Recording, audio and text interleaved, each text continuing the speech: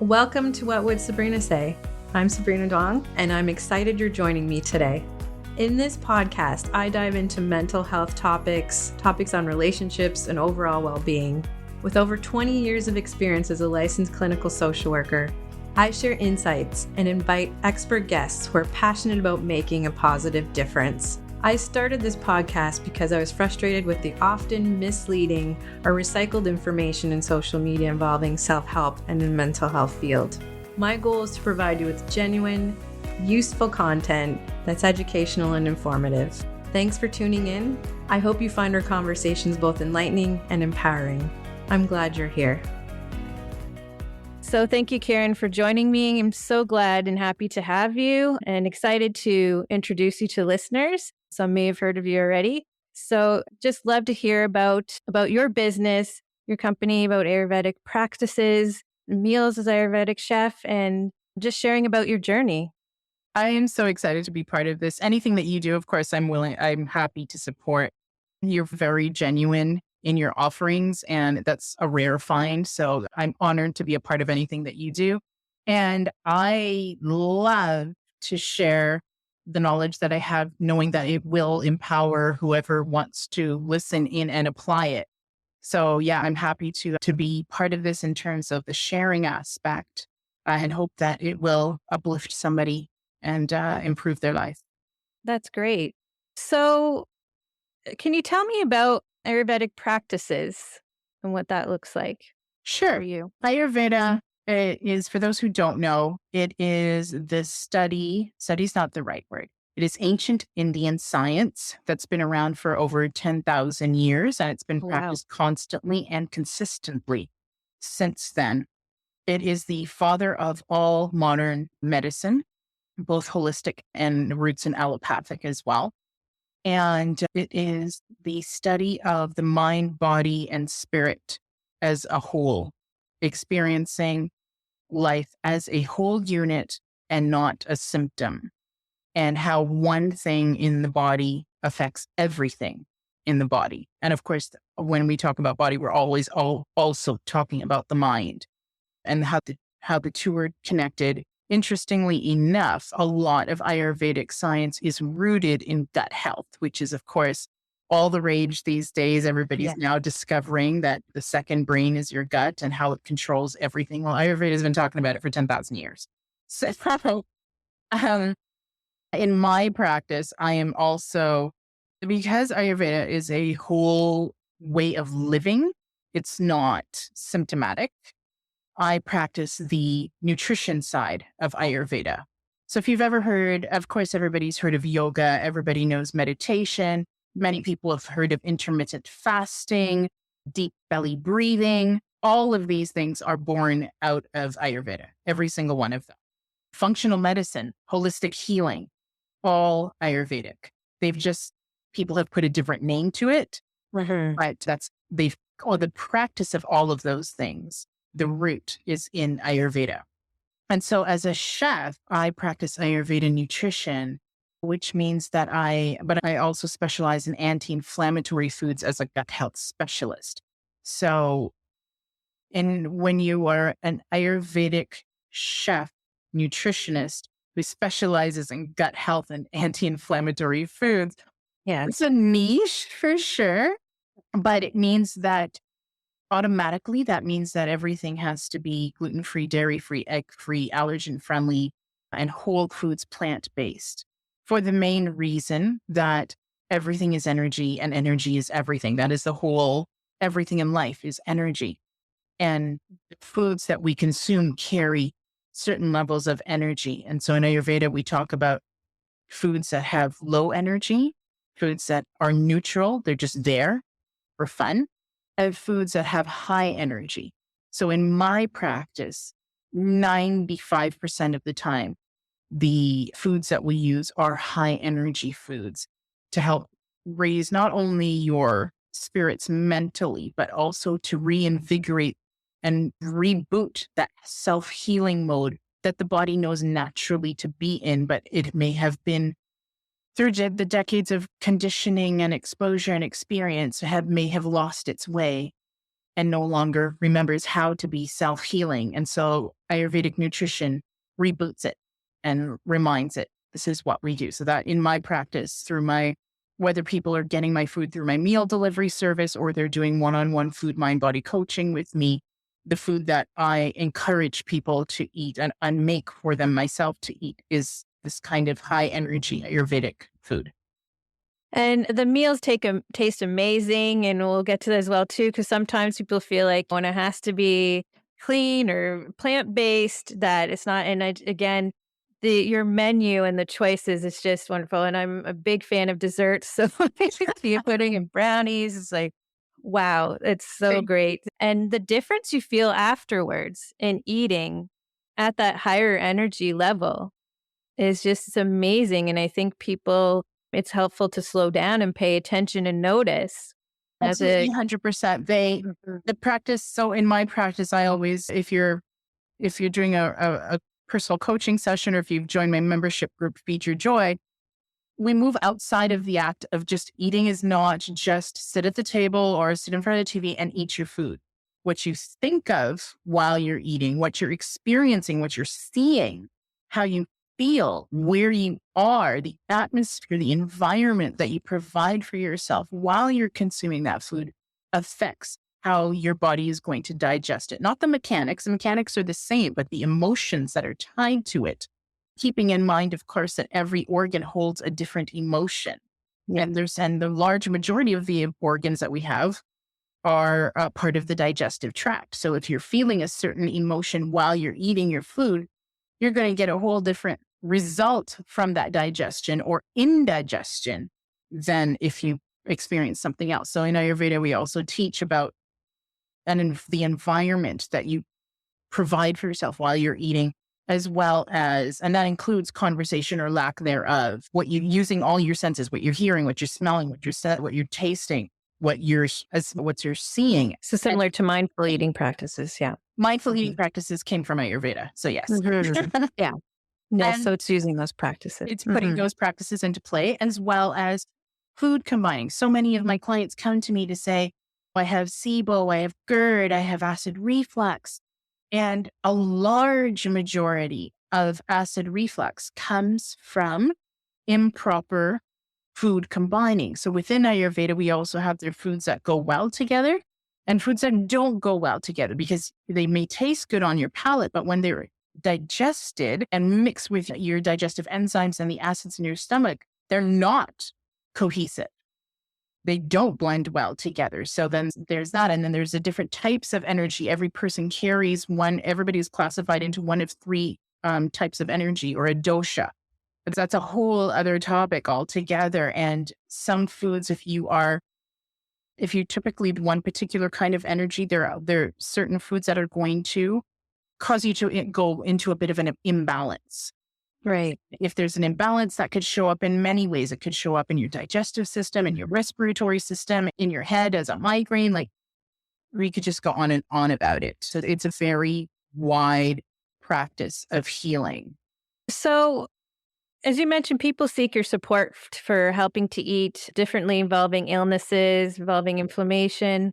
So what would food coaching look like? It sounds like you mentioned consultation, piece around meal prep or nutrition ideas. So what would that look like if someone came to you for support? When people come to me, we do an introductory session just so that we learn if we're a good fit. It tends to take about an hour and a half. And because I am an Ayurvedic practitioner, yes, I do ask for a food diary from that person. But then I ask them to email me a food diary, but then I go through an entire day with them from the time your eyes open until your eyes close, listening for the words that they choose to express themselves. Because of course, when you're and in your form of therapy, you can hear a lot of things that aren't said based on the words that they choose to express themselves. And it helps to put together the dots, to connect the dots, to then say, okay, I see where this is going. And then, so the nutrition is one part of it. And then there's the mindfulness side of it. What happened to you? Because we know that 75% of all illnesses, of all lifestyle illnesses, which is 75% of every illness on the planet, begins from an emotional experience that did not rest well with you. And Right. so through speaking with them in that introductory service session, I get to take them back a little bit in time to say, okay, you said this. This is the cause of that. We need to try to find, where did this begin? And that's when they really start telling the truth about what has happened to them in the past. And then from there, we could start to build. So if they decide that we're a good fit, if I decide we're a good fit and we believe we could work together, then we do weekly sessions. I do at present, I do offer a buy one, get one free. So you pay for one session. The next checkup session is a free session. And then you pay for another session. And so it goes. And within the program, we work on food and mindfulness at the same time, because you cannot have one without the other. I always say, you can eat all the broccoli you want in the world, but if you have not done anything to fix, to what's the word I'm looking for? To uncondition yourself, the decades of conditioning that you've been through, then the broccoli is not going to have the effect that you want it to. Because it is also true. You could be thinking all the thoughts and doing all the yoga and all the meditation, but if you aren't feeding yourself the food that your body needs to support the clarity required for those thoughts, it's not going to work. So it's essential in my line of work that we tackle both the mindfulness part as well as the spiritual and emotional, along with the physical. And depending on the person, the program will last, it could be 6 to 8 weeks. It could be months. It just depends on the speed at which the client wants to move at. Everybody's different. Right. And the goals. And it's great, like, that you're using a holistic approach. Or hearing there's consultation around looking at meals and eating again and nutrients, but also looking at habits, relationship with food, being more mindful, more present, and then being aware too cognitively of thoughts and how you're feeling, right? So it's all interconnected, and it's great that you're able to cover all areas. And as you said, this Ayurvedic practices and approaches have been used for 10,000 years, and we're hearing experts like Abramate talk about emotions and how it affects the body and illness. And it's great that you're able to, again, integrate so many different practices to help somebody just, again, feel well and help their body heal naturally, like you said. So that's great to hear about the steps and the process and what a person could expect. So how could the meal preparation part and cooking help with health prevention? So if people are coming to you to address maybe illnesses they have or diagnosis, and it's great. I look forward to working together and about my own journey and talking about it here. But what about for prevention? Is that something that you can assist and support clients with as Prevention is well? key, right? Pound of prevention. I can't remember the rest of that statement, but we do know there's that saying about it. And they're 100% correct. Whoever came up with the original statement. The meal delivery service that I have helps in a variety of ways, because I have all kinds of clients. Some people are just buying the meals because they're busy. They want to eat well and they're busy and they don't have the time, but they know that if they order from me, they'll get wholesome food as if they were to make it themselves or better. And then there are those who are on the preventative track. They're aware of what genetic deficiencies they may have been born with running in their family, and are trying to live a life to make sure that those genes stay down regulated. And so they know if you're eating anti-inflammatory or he's making your meals for you, then you're on the winning side of things. And then there are those who are ill, who just need that extra boost. With regards to prevention and the meals, I originally created the meal delivery service to teach people what wholesome nutrition looks like on a plate. Because you would go to, whether your doctor or your naturopath, whichever form of healer that you have chosen to go to, and they can tell you, eat this, don't eat that, so on and so forth. But what does that look like on a plate? How do I portion that? How do I combine that? So that's what the meal delivery service was born out of, that need. I'm going to make those meals for you. You can taste it, you can smell it, you can put your hands in it, you can do whatever you want. Try and mentally pick it apart. This is what would be considered high energy, anti-inflammatory, preventative meal.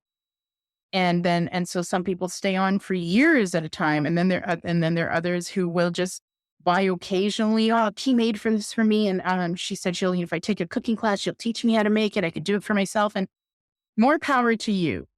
I can't be everywhere for everyone. And so if you could take a cooking class or watch one of my videos or try the meal delivery service and recommend it to somebody else, just to spread the word. Everything I do is about my tagline, feed your joy. Is about finding ways to feed your joy. Joy, as we all know, can come in many forms, any form. I love the tagline, feed your joy, because it has the most literal meaning, because I am a chef. Yes. It also has multiple meanings and different ways that you could feed your joy. But the essence of life and the essence of living is to live in joy. What you're doing currently, is it enhancing your joy or is it depleting it? If you can't do this, let's say for whatever reason, you weren't taught how to cook. Maybe you're not a good cook. Maybe you don't even like your own food. There's much more that goes back into that story. It's not that you're not a good cook. It's not that you don't like to cook. There's this backstory there, which we would get into a personal session. But to facilitate the current need, then order from somebody who can. But order that's going to support you 9 times out of 10. So, for example, you've had my meals and you don't have to, which thank you, by the way, you don't have to be buying them. You don't have to be buying the meals constantly and consistently every single day for the rest of your life to feel the benefits. You can get the benefits from one meal. You will feel it. There are other people who will buy, let's say, some people will purchase the entire week's worth and then just have their quote unquote fun foods or other foods that they want to make of their own fruition, or maybe go out to restaurants on the weekend. Some other people will buy like 3 meals. So they know on these days they're covered. They don't have to worry about it. So I've tried to make it accessible in a way so that you cannot give me any excuse for not eating foods that will enhance your joy and help to prevent illness. Right. And I think it's important to understand, like you mentioned, about food combination and food timing, and even to remember how it feels to be satiated and satisfied from food. I think, again, with how society and culture is today, we're waiting until we're ravenous to eat. We're ignoring body cues. We're eating something that's quick and fast. And again, what's great is, why not buy something that's already made and healthier for you, and to help, again, feel that joy and energy versus grabbing something that's processed. And the body certainly notices and feels the difference. It sure does. And it responds accordingly. And I agree with you 100%. And of course, there is this myth that healthy is expensive and healthy means salad. That's not the case at all. You know me, I only serve salads in summer. The rest of the time, there's not a salad in sight, but it is good, hearty food that makes you feel good. And full. And joyful after you've eaten it. It's one thing to say, yeah, well, burgers and fries make me feel good. Yeah, they make me feel good too. It's my favorite food, vegan at first. But I know I feel like utter crap half an hour to an hour after I've eaten it. And so I know when you have that reaction, that food is not enhancing my joy. Maybe it needs to be put aside for a fun food for once a week, once every couple of weeks. But you could still have crazy, tasty, delicious food that doesn't even have to be vegan. I happen to be a vegan chef because I'm an Ayurvedic practitioner. I'm specifically an Ayurvedic practitioner who specializes in anti-inflammatory foods. Animal protein is not anti-inflammatory, so that's why my food is vegan. If you're not a vegan, that's okay too. It doesn't mean you can't eat delicious, healthy, preventative, wholesome foods. You just need to learn from, maybe you don't know, and maybe you need to be taught from somebody like me. How do I make it all happen on a plate? what portion of the plate needs to be anti-inflammatory foods and what portion could be inflammatory. And that's okay too. You don't have to be rigid and set in a specific way to heal. The body is the most miraculous machine on the planet. And if you give it just an inch, it will give you back a yard easily. So what's amazing, Kiran, is it sounds like, again, you're open, you're not using judgment, and you're just saying you're willing to work with whatever food insensitivities, issues, or again, preferences that people have, right? Again, and just finding ways to have that balanced plate, like you said. Absolutely. To be honest, 98% of my clients, meal delivery clients and personal coaching, 98% of them eat meat. They're not vegan. They're not vegetarian. I don't have a huge vegan vegetarian following. The people who come to me all eat meat. No judgment. You do you. I have no problem with that. I just teach you what are the best times of day to eat the foods that you want to eat, because our body has a rhythm that it goes through, a cycle that it goes through when our digestive enzymes are working at their strongest, when they're working at their weakest. And when you're talking about eating foods that don't support your health, what is the best time of day to eat those foods? That's part of what I teach you as an Ayurvedic practitioner, so that you don't feel restricted. So you don't have this vegan nutritionist telling you have to be vegan. There are certain circumstances, like if somebody has cancer, because cancer and diabetes are my specialties, and multiple sclerosis, as well as anything gut health. But for those people, for people who have cancer, I do tell them, yeah, we're not playing around here. You do have to go vegan, 100%, but not just vegan, whole foods, plant-based, until you're better. And then we could talk about bringing back those foods. But that's the only time I am like, this is not a game we're playing with here. This is not something that we can fool around with for X number of days, because I think it's really important for people to know and understand illness doesn't just show up. It takes years. And in some cases, like cancer and Alzheimer's, it takes decades to build in your system. And when you start to see a symptom or feel something, that's your 5 main defense system saying, we can't take much more of this. We've been sending you signals. We've been giving you headaches. We've been making you constipated, giving you diarrhea. We've been doing all kinds of things to make you realize something's not right and you're not paying attention. So if you don't, we're sending out the white flag. Please stop it. It's just your body trying to regulate in an environment that you're not supporting it in. And so, yeah, chronic inflammation takes many years to develop before you see it. And so being preventative isn't a matter of, I need to do this today just because. No, you need to live this way all the time. You need to have these holistic, good thoughts and feelings and approach to life all the time. It's a change in lifestyle.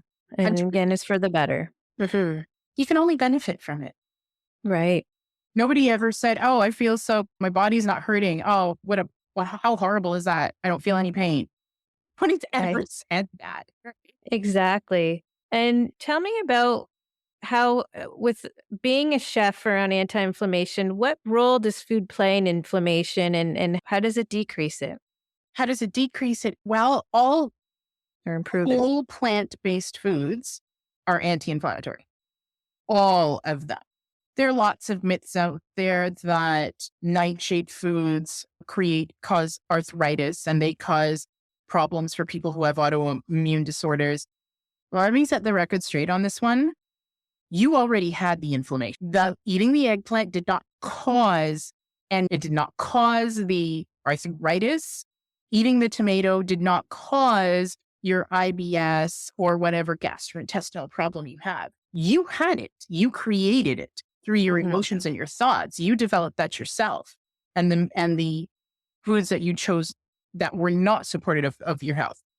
There are certain foods that may trigger a reaction because your system is already at a level of tolerance where it's at the beyond. It's reached that point of no return. And now you're eating something because your digestive system is so weak because it has not been cared for. It's at that limit where it's like, okay, you put one more thing in there that we're just going to say, no, we're not dealing with this anymore. You know what I mean? Right. Yeah. And I've been there where it almost feels like every single food you eat causes some sort of trigger or sensitivity or issue. And it's very frustrating, right? It is very frustrating. And the information, if you decide to play nutritionist or doctor online, it's very confusing. It's very conflicting. But as I said, all whole plant-based foods, everything from herbs to spices, grains, legumes, nuts and seeds, fruits and vegetables, every single one of them has some form of anti-inflammatory property, antifungal, antibacterial, antiviral, lots of stuff, and loaded with antioxidants, which are the good things.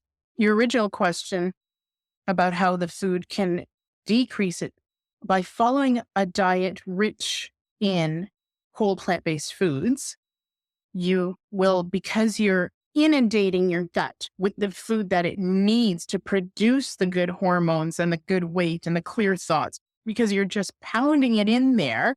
Nutrients. Yeah. It's automatically going to it's automatically going to increase the good gut bacteria and decrease the bad gut bacteria, because you do have both. We just want to make sure that the bad guys don't get the edge over, and they won't get the edge over everybody if there are more of the good guys. And you can only get those good guys from whole plant-based foods, animal proteins, because unfortunately, in the kind of environment that we live in North America, animals for slaughter are not treated in the way that farmers used to treat their animals in, let's say, our grandparents or great-grandparents' day. It's not the same, and you're fooling yourself if you think it is. And so because of that, the trauma that the animals undergo gets into those chemicals from the trauma. I'm not talking about antibiotics or steroids or anything. I'm just saying the actual physical trauma that any animals, from humans to cows to pigs, any animal goes through when it knows it's going to die. And everybody always knows when they're going to die. You must know fear. Every animal senses that. It gets trapped in the meat and then you consume it. And unfortunately, at the rate at which many North Americans, I can't speak for the rest of the world, but certainly for North Americans, the rate at which we are consuming meat from these traumatized animals, and because we're living in a state of heightened survival, especially with COVID, with the pandemic, we're already pumping out all this cortisol excess, and it's not going anywhere. So of course, everybody's heard of COVID weight. People say I put on 20 pounds over COVID. Well, why? It's not necessarily because you were sitting on your couch eating bonbons all day.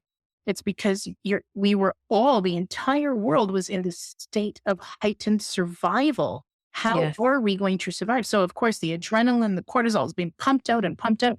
Then you're consuming an animal who went through a traumatic experience.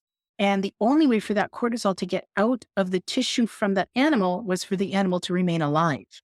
Not alive. He's dead.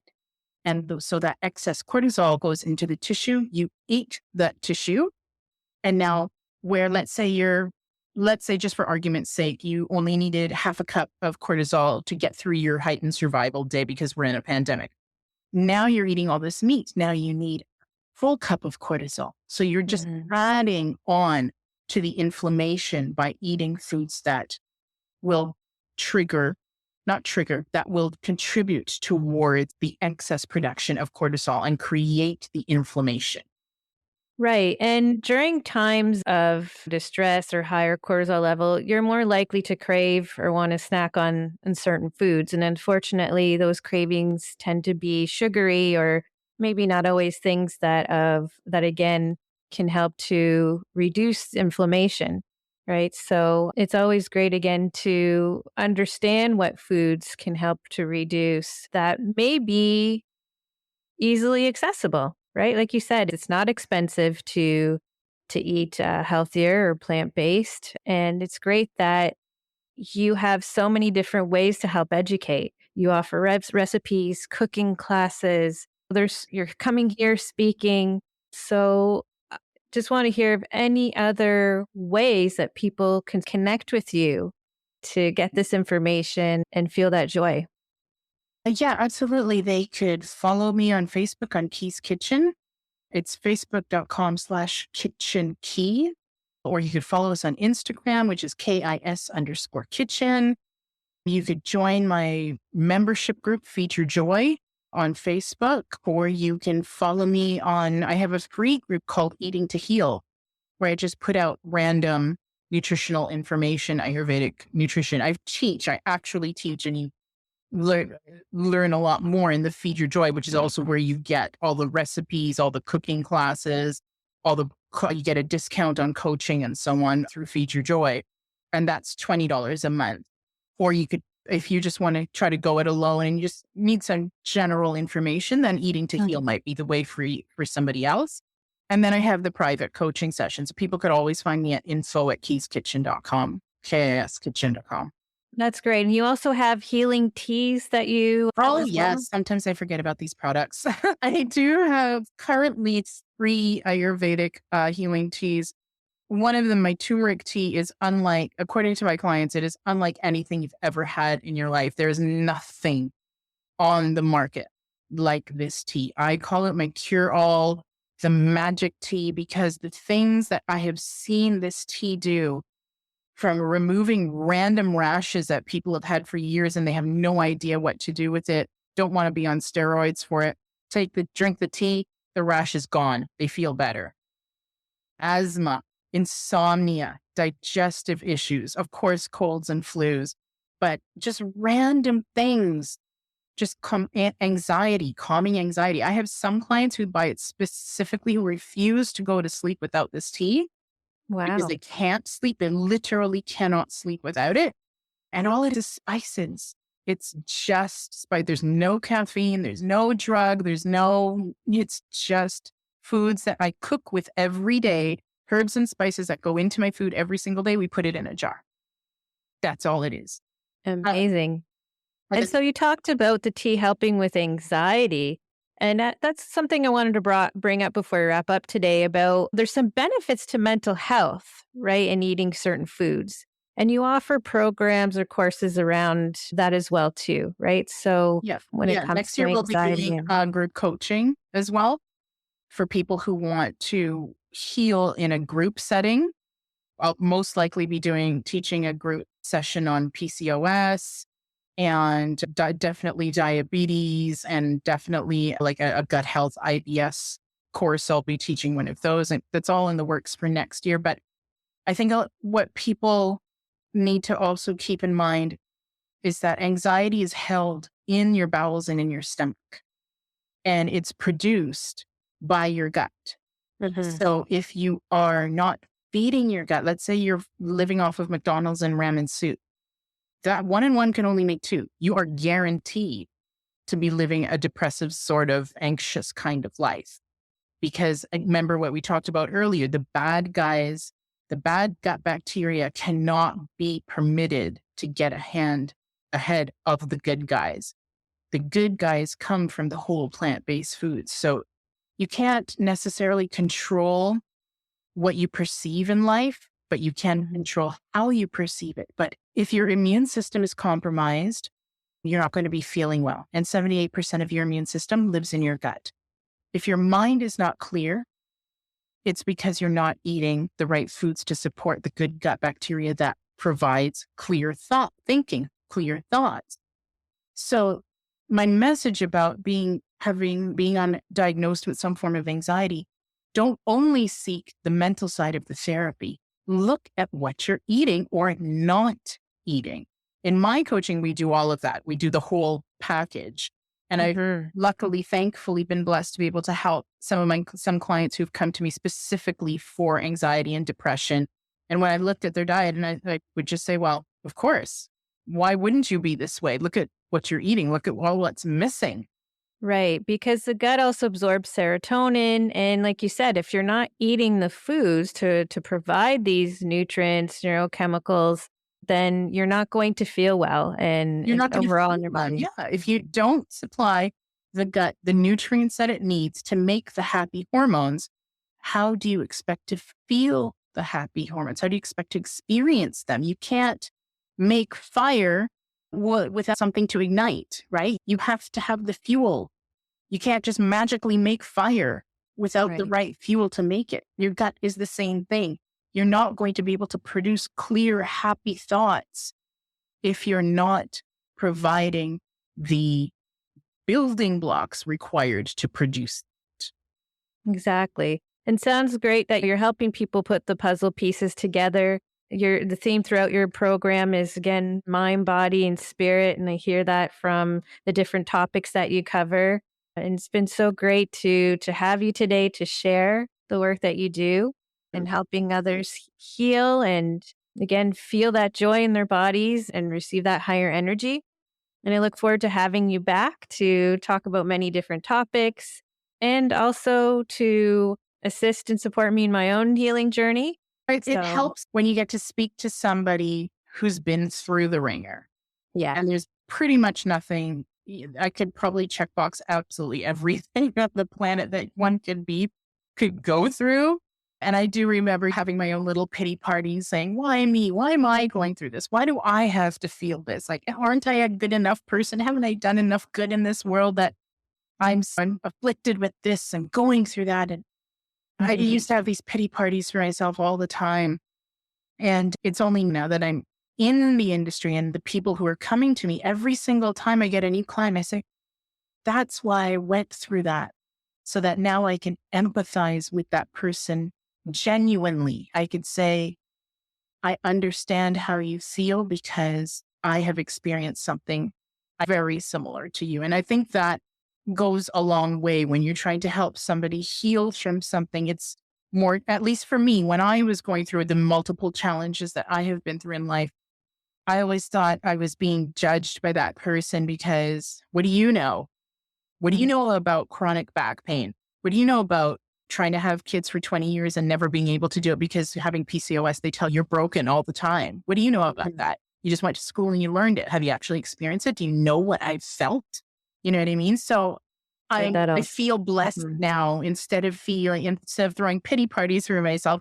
I now feel blessed that I did go through all these forms of trauma so that I could genuinely empathize with clients who do come to me and know that and be the living proof for them that you can feed your joy. You can overcome, that your spirit is strong enough to overcome whatever you're feeling, thinking, or experiencing, that you are worth more. You are greater than your current circumstances.